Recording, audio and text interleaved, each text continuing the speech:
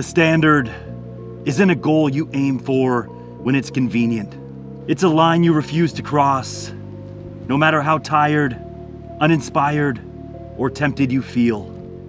Most people let their standards be dictated by how they feel in the moment, but you're not most people.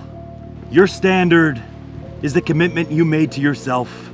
You don't adjust it for the weather, the mood, or the circumstance. Because the way you hold your line in the dark when no one's looking is the same way you'll rise to the light.